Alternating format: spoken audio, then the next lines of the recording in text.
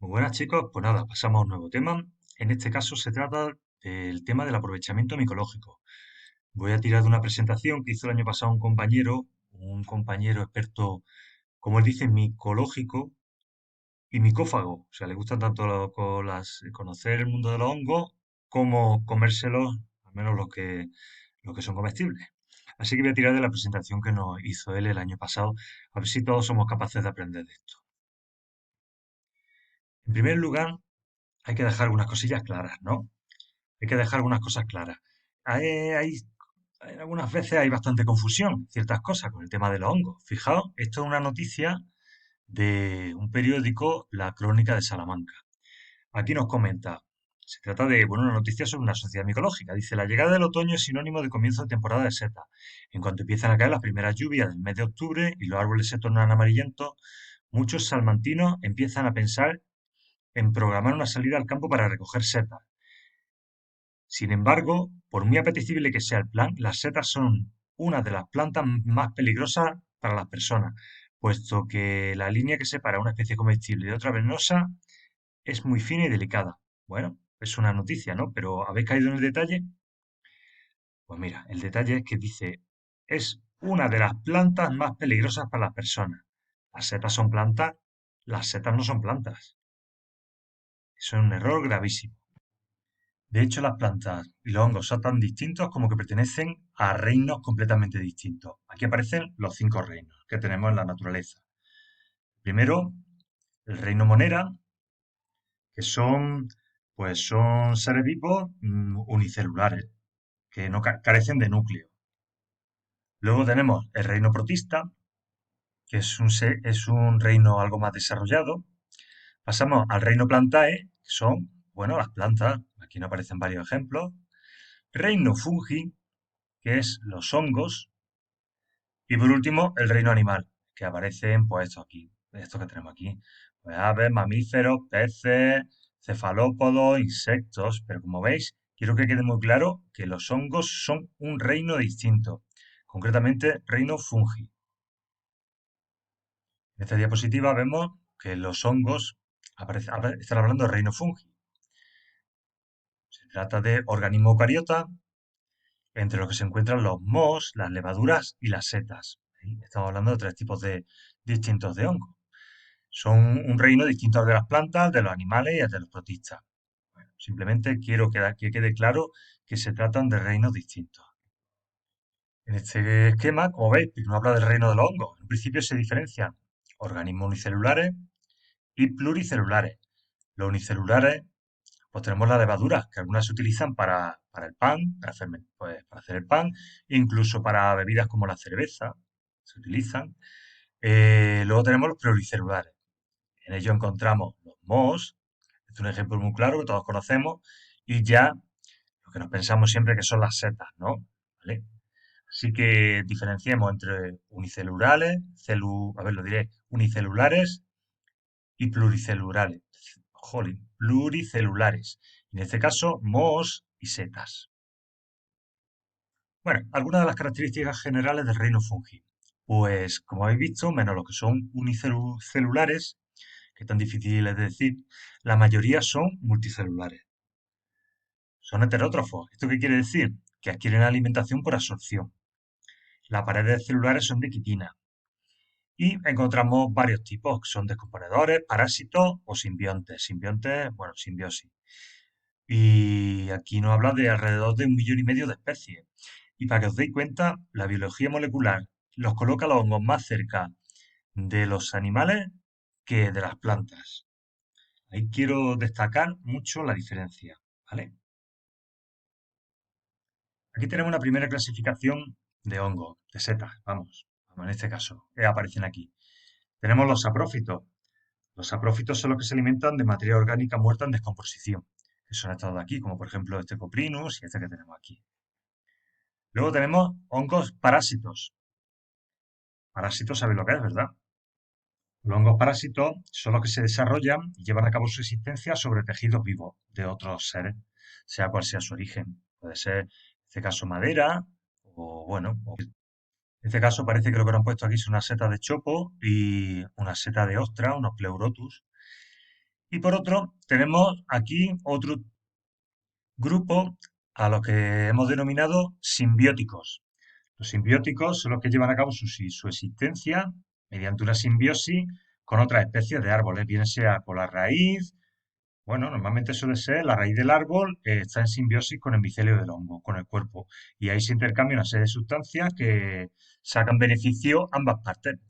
Aquí estáis viendo uno que seguro que conocéis, que son, en mi tierra se dice níscalos, en la zona de Segura se le dice guíscanos, rubellons se le dice por otras zonas, en fin, otro ejemplo de hongos simbióticos.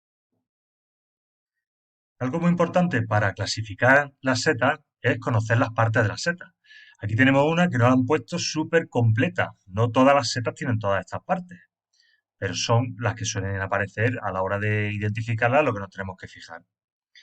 Pues no sé, podríamos empezar por la parte de abajo. Por ejemplo, el micelio. El micelio realmente, por decirlo de alguna manera, sería el cuerpo del hongo. Son esas especies de hilos que muchas veces cuando levantamos materia en descomposición se ven, pues podríamos decirlo, el cuerpo del hongo. La volva, que es la parte está aquí abajo, en la que podemos encontrar escamas, estrías, aparecen aquí en el pie, retículo, anillo. Esto es muy interesante. Existen algunas que por el hecho del anillo podemos diferenciar algunas que pueden ser comestibles de mucha calidad, como por ejemplo pueden ser las macrolepiotas. Con este aspecto se pueden diferenciar de otras que son totalmente tóxicas, como pueden ser las lepiotas. Son muy parecidas y este es un factor que podríamos diferenciarlas. Tenemos el pie. Ahora la parte esta de aquí abajo, pues podemos encontrar las que sean de láminas, algunas. Otras pueden tener poros, aguijones, en fin, estas son distintos tipos, aspectos que puede tener por la parte de abajo de, del sombrero, que es esta parte superior, todo el conjunto de esta parte superior. Escamas pueden aparecer o no, escamas, verrugas, estrías, en fin, estos son algunos de las partes de la seta que podemos encontrarnos. Si hablamos de la reproducción, los hongos se reproducen sobre todo por medio de esporas, las cuales se dispersan en un estado latente se queda parado hasta que esta espora encuentra unas condiciones ambientales favorables y podríamos decir que germina. En esta imagen tenemos algunas de las curiosidades, ¿no? de este reino. Bueno, pues lo primero que nos dice es que podemos encontrar setas prácticamente en cualquier zona. De hecho, antiguamente, hace ya muchos años, se pensaba que había una generación espontánea. Eso quiere decir que salían de la nada. ¿Vale? Pues podemos encontrarla en cualquier sitio. Hay formas y tamaños muy distintos, desde, por ejemplo, habéis visto cuando se muece una manzana, ese pequeño puntito que sale, una manzana o una naranja, pues no sé, por ejemplo, hay setas de las macrolepiotas, son setas que pueden tener un diámetro muy grande, mucho más de 12 centímetros.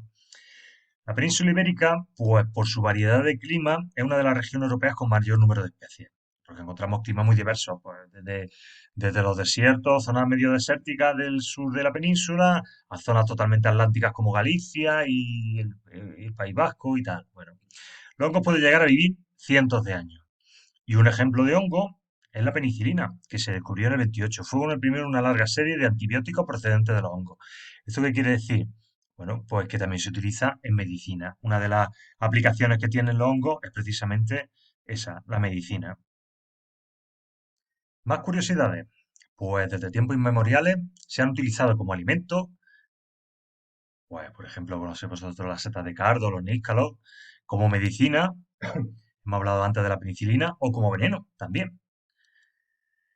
Y aquí nos habla de que hay representaciones en pintura en culturas completamente distintas, como la de Pompeya, hasta culturas en América o en la India. Son representaciones pinturas de distintos tipos de setas que aparecen a lo largo de la historia en diferentes puntos del planeta. La levadura, pues bueno, pues son un tipo de hongos muy interesantes porque son los responsables para elaborar, ah, se utilizan para elaborar vino, cerveza, tiene que fermentar, el queso tiene que fermentar, los yogures, el pan. Bueno, en su elaboración se necesita el trabajo de un tipo de hongos. También es famoso algunos envenenamientos, como por ejemplo el emperador Claudio. Pues este lo envenenaron con setas. Habla aquí de Eurípides y del Papa Clemente VII. Pues bueno, son personajes de la historia que han muerto o fueron envenenados utilizando setas. Una seta muy venenosa que todos conocéis, por lo menos os suena, es la típica de los enanitos. La manita, concretamente la manita muscaria, es una seta muy tóxica. Pero seguimos con nuestra presentación.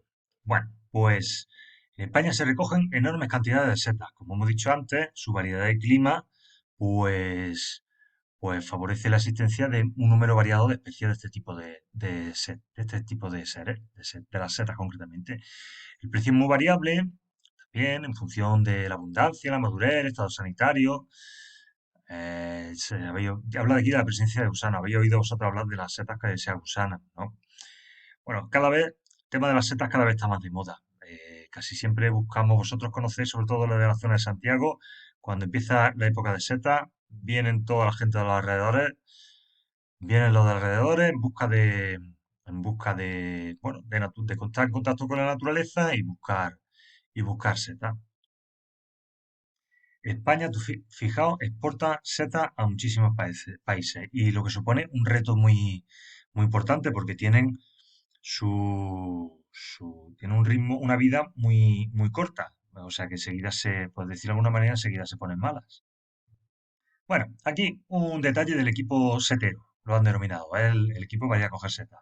En un principio habla de bota alta y ligera, bueno, vamos a andar en el campo, yo diría una bota que sea cómoda para andar en el campo en una época que suele ser húmeda. Bastón, bueno, cuchillo o tijera y cepillo y cesto de mimbre, ¿vale? Cuchillo o tijera, bueno, para cortarlo. Cepillo, porque lo suyo es, cuando se recoge, es pues limpiarle los poquitos restos que puede tener, pues no sé, en el caso de los níscalos, un ese ejemplo porque es muy conocido por los otros, puede tener pinocha por encima, pues se limpia un poquito. Y lo más apropiado es que sea en un cesto de mimbre o en una canasta, porque no se debe usar plástico, ya que los plásticos lo que hacen es que, por decirlo de alguna manera, las ponen malas las setas más rápidamente, es decir, favorece los procesos de fermentación.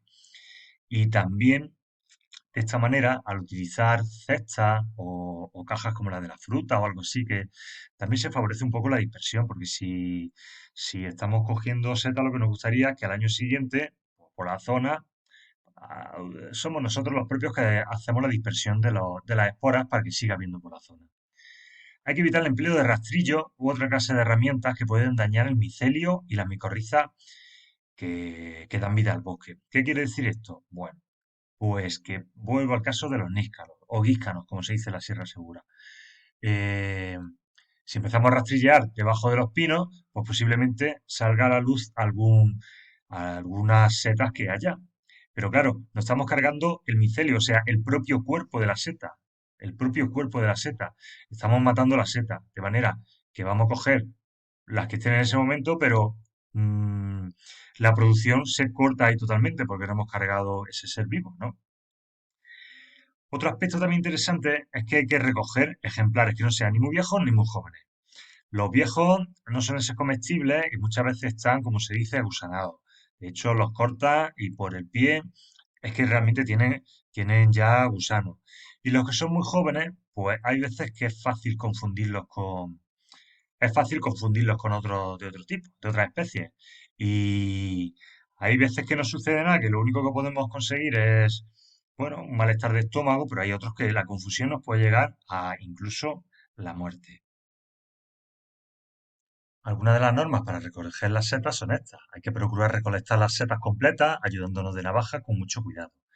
Hay que intentar, lo que dije antes, llevar la casa limpia, procurando no lavarlas para que no pierdan el aroma. No hay que dejar las setas mucho tiempo en el frigorífico porque son perecederas. Si están muy maduras, son indigestas. Una cosa muy importante, no se deben de coger setas próximas a carreteras y este tipo de sitios porque acumulan metales tóxicos. Bueno, eso lo podemos tomar nosotros. Y en noviembre salió una normativa en la que limita en Andalucía a 5 kilos de setas por persona y día sin pedir autorización, aunque en Málaga y Jaén lo limitaron más todavía, solamente a 3 kilos. Esto quiere decir sin autorización. Es el peso máximo de setas que podemos recolectar. Bueno, nada, chicos, un saludo y seguimos.